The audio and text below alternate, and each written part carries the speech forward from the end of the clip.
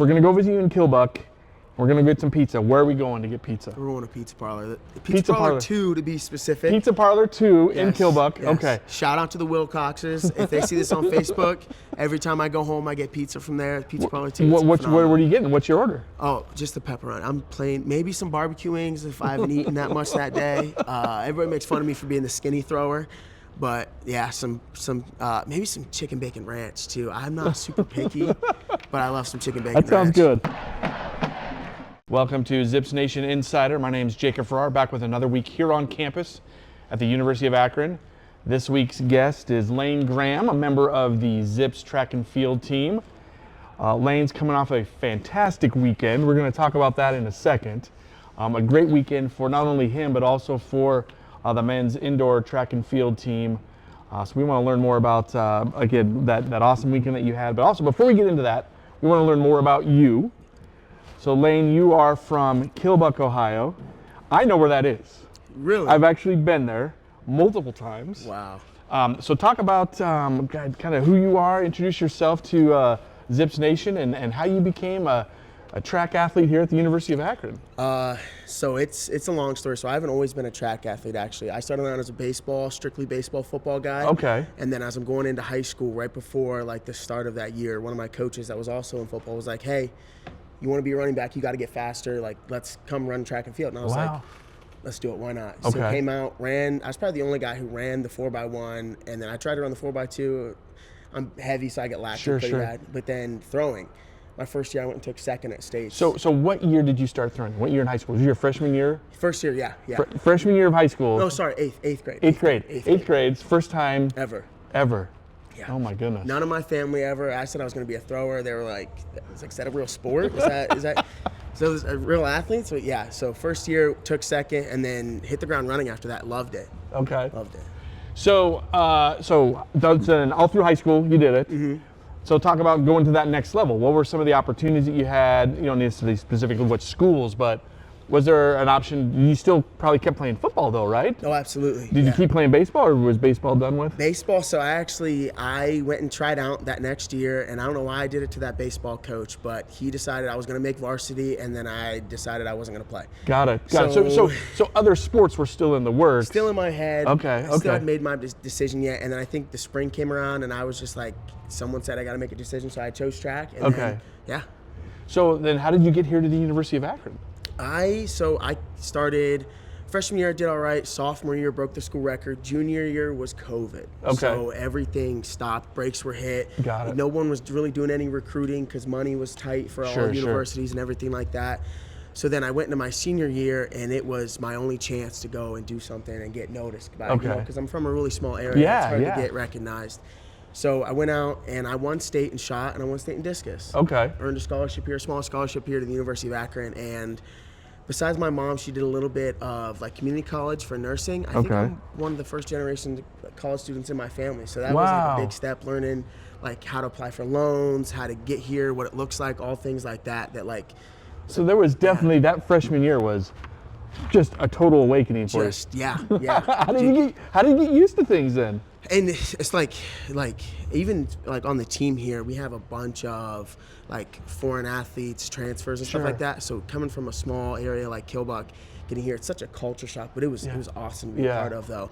And adapting, like it took me, I still don't know if I'm used to it now, and I've been here half a decade in my 5th year, but like I love this place. I wouldn't have traded this for the world. Did you have any opportunities to go do maybe play football somewhere else, or? Yeah, so I got a couple walk-on positions to go play football. I offered from the University of Cincinnati. Oh wow! And then they went. Actually, I think they went to the Final Four like the year after I decided to come here. So that would have been cool to be a part of. But yeah, no, a couple walk-on opportunities. Football. I'm a little undersized to go play Division I football, but track. It's all about metrics, how far you throw something. So it's kind of, takes the size out of it. Got it. But yeah, I got looked at for other sports, but I chose track. So you chose track and field specifically. Now, it's funny you mentioned discus and shot put, because that's not the sport that you excel at. I mean, I guess the throw or the discipline, however you guys call it.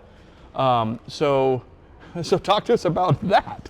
So actually, before we get into that, I did want to clarify something. So there's the hammer throw, but it's also called weighted throw. What is the difference between those two? And I also noticed in indoor, the chain isn't as long. So maybe Yes. let's go through a hammer 101 Okay. for our audience. So I was on the same page you were. Even when I got here, like they tried to introduce me to weight throw, but it's like, what is this heavy ball? It's uncomfortable. It's not fun.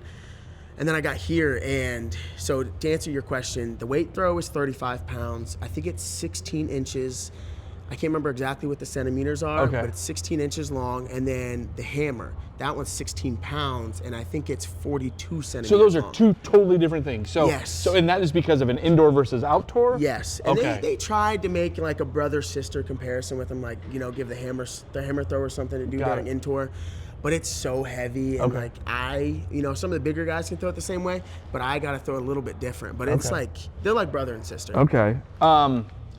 So then during the indoor season, you're doing the weighted throw, and then you'll transition into hammer throw. Yeah. I definitely want to talk more about that indoor versus outdoor. But as far as the kind of the mindset, what is the process to throw? I mean, I think we've all seen the Olympics. Every 4 years, that's when we become very familiar with track and field.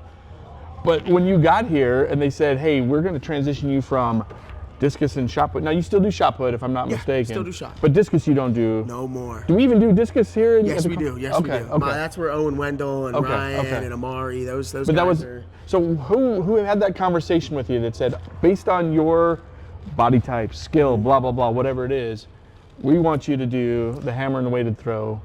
How did that conversation go? So I'm an unusual case. Like, I'm pretty athletic and pretty disciplined in all the throws. Like, I'm decent. But you get to the Division I level, there's the jack of all trades, and then there's a master of few. So you got to decide whether you want to be a shot put guy, take shot serious and take hammer serious, or take shot and disc serious. To do all three is very difficult.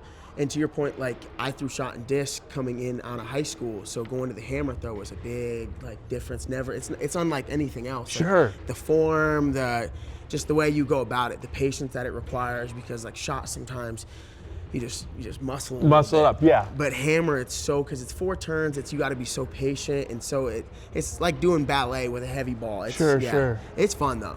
So do you have? I mean, because this past weekend we talked about that a little bit. So the team took the MAC indoor men's. Yes. That's awesome. And then you also took personal record in the weighted throw, first place in the MAC. So fantastic. Thank you. So, but you also did the shot put over the weekend. Is there a mindset change? Like, do you ever get like confused as to which one you're doing? Sometimes, like in high school, I was a big, I loved the energy, I loved being aggressive, I loved having fun with it. But when you get into shot put, you gotta have a little bit more of like a muscle mindset. Like for me, I have to be a little more gritty. Okay. For hammer and weight throw, I have to tell myself like, hey, calm down, relax. And I'm glad I got this Garmin now. I actually look at my heart rate sometimes because my sweet spot's about 120, sitting around. Interesting. There. So that's where I got to keep myself around that range, because if I'm too calm, I'm like, the adrenaline's not pumping. Okay. But if I'm too much, internally, I'm freaking out, So when you do a competition like the MAC Championship, are you doing the shot put and the hammer on the same day, or are you doing them different days? Different days. And is that most track meets you're doing them on different days? Yes. So the weight throw is especially dangerous. Like that one, you've actually had some athletes that have gone to hospital, get injured through that one, especially in hammer as well. So they try and do it the first day as early as they can. Usually if it's a Friday, Saturday meet, they'll do it Friday, 10 a.m. Make sure the ambulance is there. Get it. Ambulance is ready on the side of the football game, ready to take off. So walk me through your mind, the process. Yeah. Because again, I think we've seen it. You spin around 4 times. But just walk us through kind of how that goes. Because I think my guess is those watching, very few, if any, have ever done a weighted throw or hammer throw. So kind of walk us through what that would be like. So first for me, and now it's different for everybody, but I think at the top end, it's the patience, letting the ball stretch. Okay. So it starts with the toe turn, which it's probably to the naked eye, it's really hard to see. You actually spin on the toe of your foot rather than the heel or the outside. That's kind of just get the ball moving. And then for the next 3 turns, you're on the side of your foot, which it's really hard. It has to you have to let the ball get ahead of you, but then not try and cut it off, because then it's going to pull you, and it wins. That ball wins. Excuse me, how heavy is it again? 16 pounds. 16 pounds. A 16-pound ball going. Have we ever clocked it with a speed gun and how fast that ball is going? So at top speed. Now it's different for, you got your Olympians versus Sure. So according to physics and ChatGPT, how much force is generated throughout the throw, it's about 600 pounds for a 65-ish meter throw. Now, given it's more if I'm really pulling on it, if I'm nice and gentle with it. But yeah, so it's about 600 pounds, and it stretches just a little bit, but there's a lot of force. Do you remember that first time doing it? Oh yeah. What was it? Just an uncomfortable feeling? Like It's like, what is this? What is yeah, it? because when you watch, I mean, I watched even your throws from this past weekend. It does not look like a natural movement. I mean, you are spinning. Yeah. It takes muscle memory, obviously, but also just like kind of faith in natural laws of gravity. It's a faith in my coach. It's faith in myself. Yeah. It's faith in. Because you're spinning pretty fast, Yeah. and then you have, to your point, this weighted object at the end, and you have a very short window in which to throw because of the safety precautions around. And the sector too, like if you're not doing the same thing every time, it's really hard. Like it seems like it'd be pretty easy to set it out there, but when you get going, if you don't set your path or the direction, by the time you get through 1 or 2 turns, you're like, where am I? My goodness. And you're like, really, you can't see nothing. You're just hoping you're doing the same thing each time. Do you counting in your head? Like I know this is probably for our viewers are like, because this is such a new thing. I mean, new in the sense of, not a lot of people have experience. Obviously, we've seen it in the Olympics. We've seen it in on sports, maybe even coming to a track meet in high school or whatever. But definitely, this is something that mindset of being able to try it. Are you counting? Are you counting your rotations? What's kind of going on in your mind as you're going through it? I'll say, so when I first learned hammer, it was every throw I was just like 1, 2, 3, 4. Oh, I let go of it and I stayed up. I'm not on the ground. Okay. That's a mental win. That's and a physical one too. And then the next you get used to it more. It's instead of counting 1, 2, 3, 4, you're thinking, oh, turn, gas pedal. And then eventually you're like, you have speed, so you're thinking about that patience, that more of, it's a dance with it instead of a really grunting and trying to yank on it. Sure. So I think at different levels, there's different things, and I think all athletes throw completely different. Okay.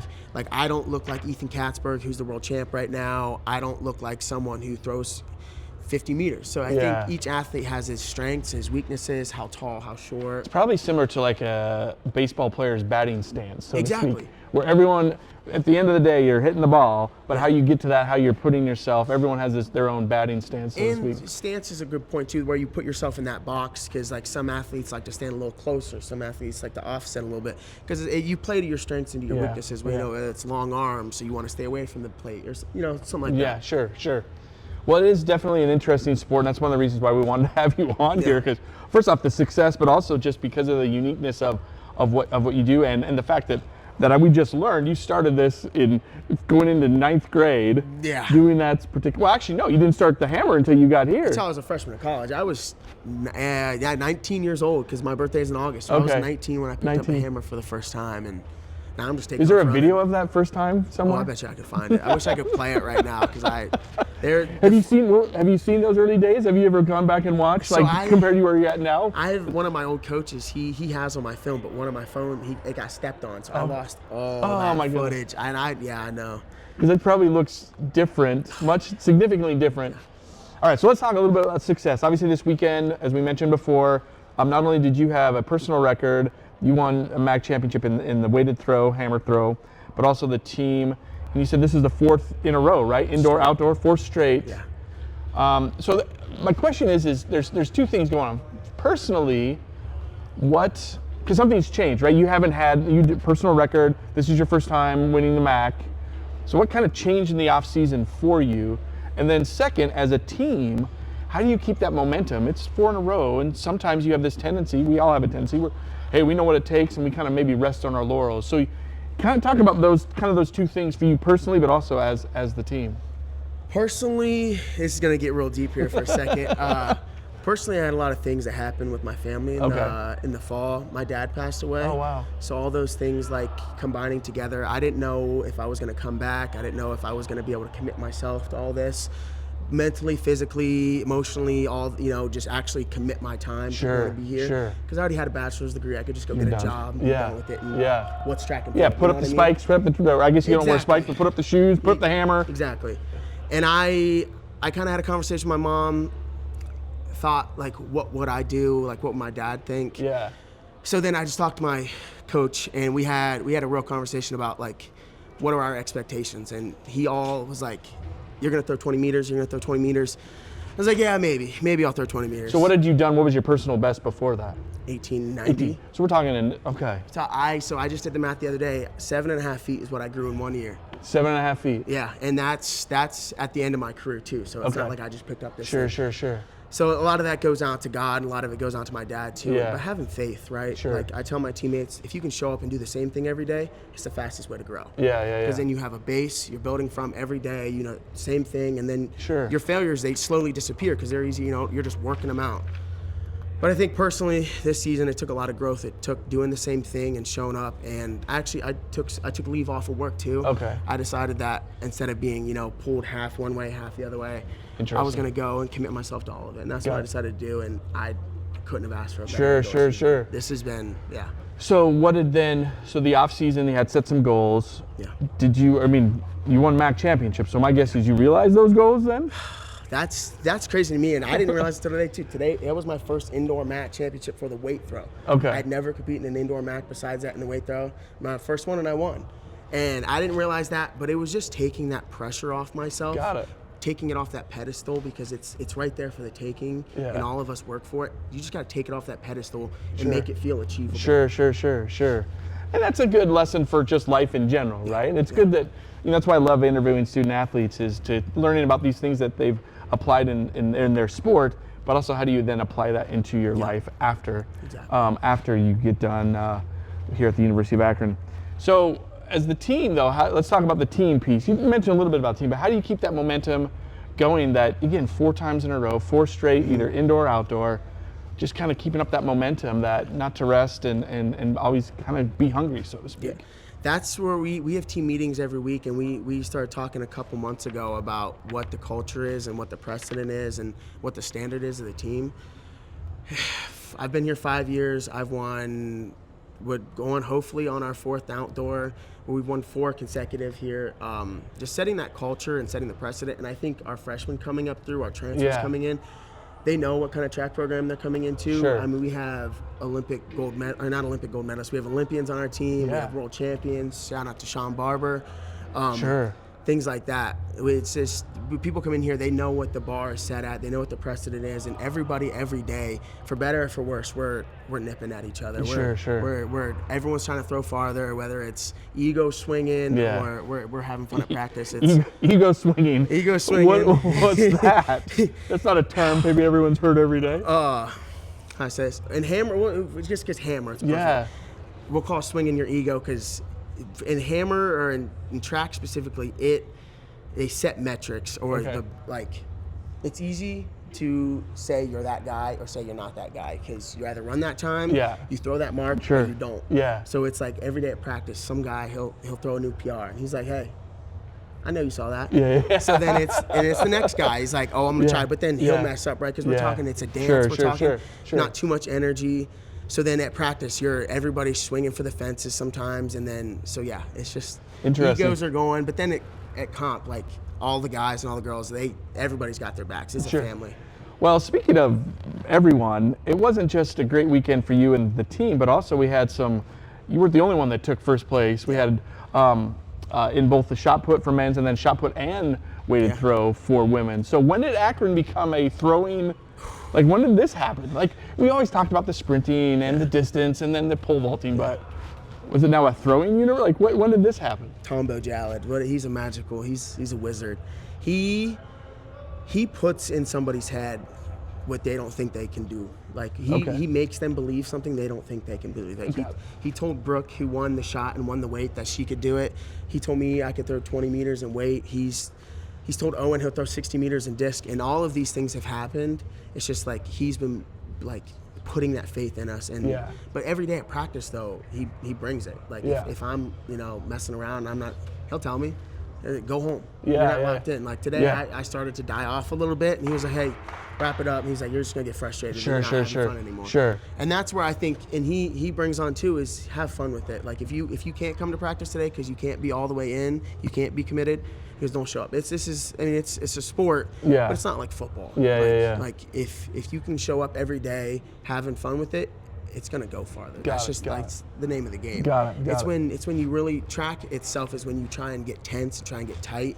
It always works worse. It gets way worse. So really, the success you see from a team starts at the coach and kind of Yes, trickles down yes. into you as an athlete, and then again, you as a senior, a redshirt senior, your last year kind of then sharing then with the other younger athletes. And like, how to say this, it makes sense. I've never seen a group of people to where from the top down, everyone is somewhat treated equally. Like I treat Jeremy, he's one of our incoming freshmen. Yeah. He's going to be a stud in the future. Talking to him and giving him pointers, and we have conversations. And if he notices I'm doing something, he'll check me or he'll keep me accountable. Yeah, I think is a great way to accountable. do it. Yeah, that's always good. That's where that bar is set, and I think the precedent set for everybody is like, we leave it here, and just because we're all having a bad week doesn't mean we leave it there. We can't check each other and raise it still. So what's next after? So MAC indoor's done. We're transitioning to outdoor, but do you have any other, because of you're winning the MAC, do you go on then to the national indoor, or is your indoor season done for you? Indoor season is sadly done for me. Okay. I think I came out at 50 or 51st in the nation. It hurts because indoor they only take 16 to nationals. Oh, got it. Okay, so your place in nationals is based off of your throw, your distance. Yes. Got it. All Okay. season you have to chase it. They give 2 weeks out from indoor nationals, so MAC last Sunday would have been the last day to qualify. Okay. So I was really hoping I could. Yeah, sure. So now you're all into the outdoor season. I'm committed. Yeah. Okay. What is the difference between competing in your? Obviously, we talked a little bit about the beginning, the weighted throw versus the hammer throw. So you have equipment that's different, but anything else besides that's different between your season indoor versus outdoor? Outdoor, it seems like a lot longer season than it is. Like right now we have 2 weeks where everyone's kind of just holding on, prepping for outdoor. But then when it gets here, we're going to be at High Point, and then after that we're at Kennesaw, and then you just hit the ground running, and you're on a plane every weekend, or you're on a bus every weekend.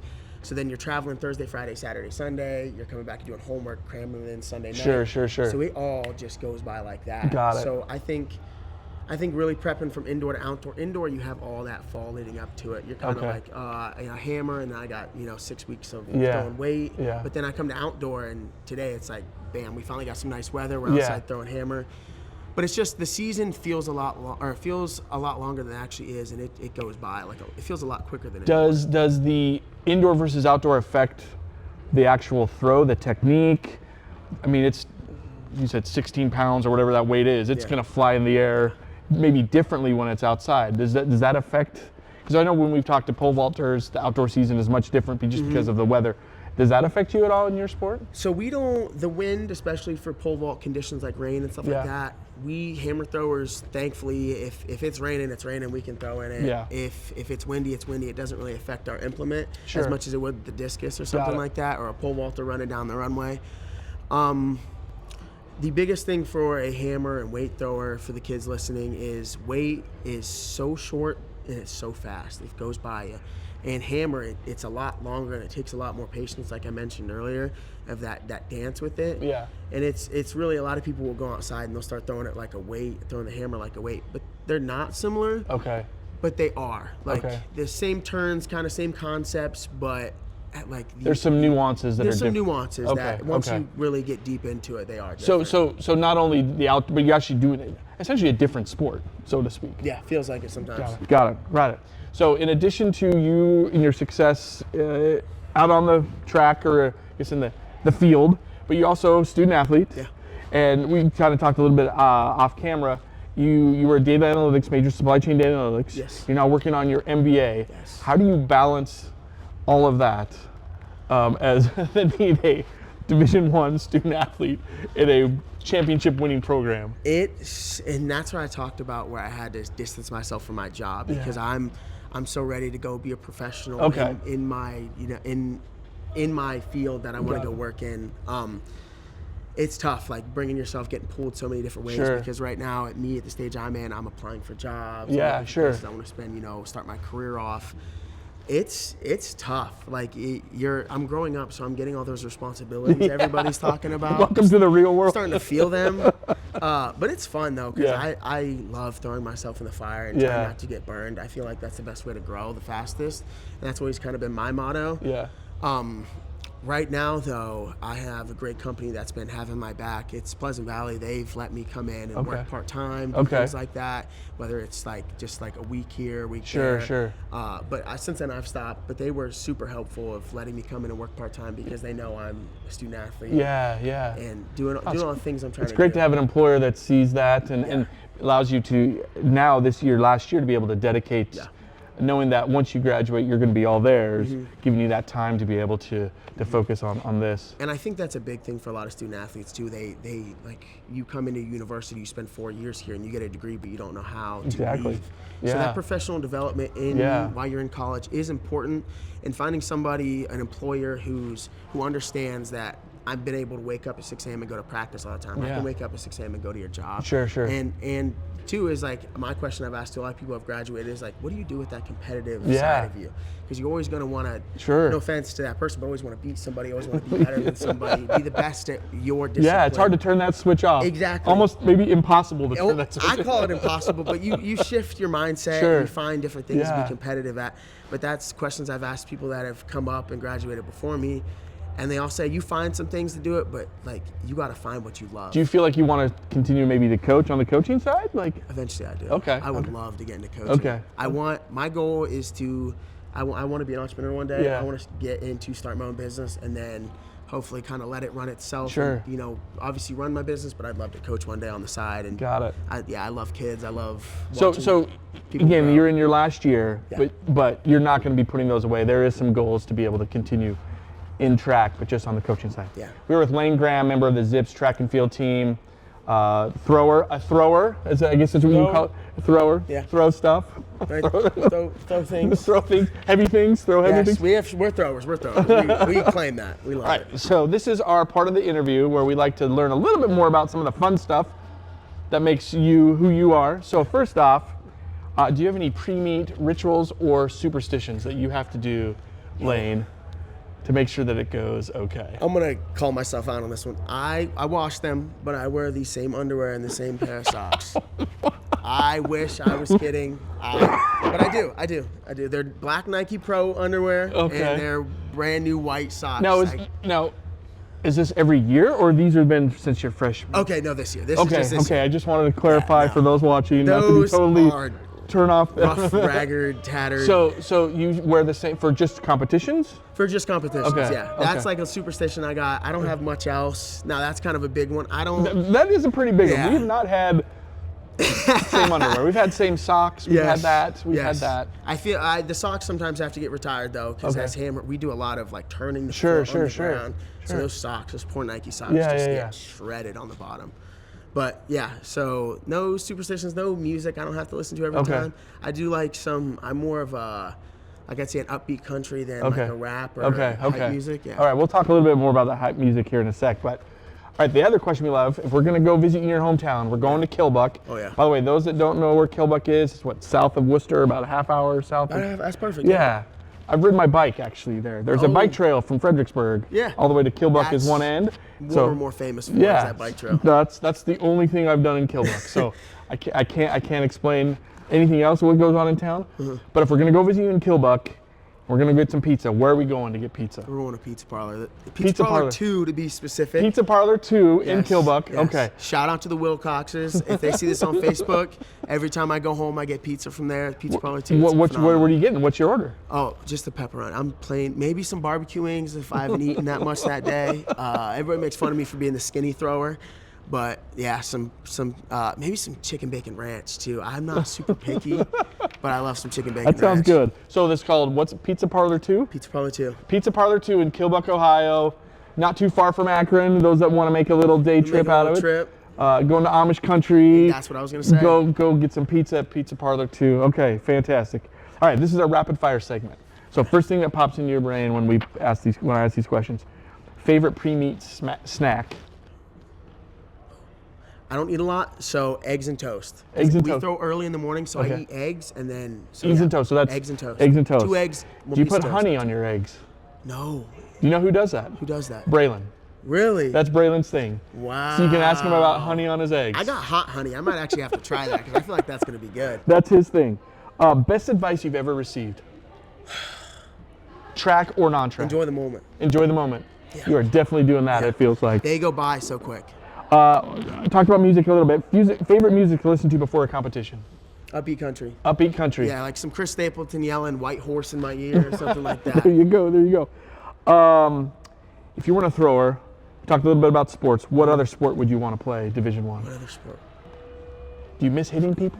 No, I love all my football guys, but they know as much as I do. Your body hurts all the time, so I would love to go out and just smash a baseball, hit a home run. Yeah, my brother. He used to be a big baseball player too, so I love Baseball's playing right now. They're up 6-2 again. I don't know what the score is now, but as I was coming in. Oh yeah, I heard the home run. Some kid smashed one. So do you get out baseball? Do you have a favorite baseball team then? Are you Guardians actually. Okay. I'm going to the Cubs Guards game April 5th, Sunday. I think someone can check that. There you go. There you go.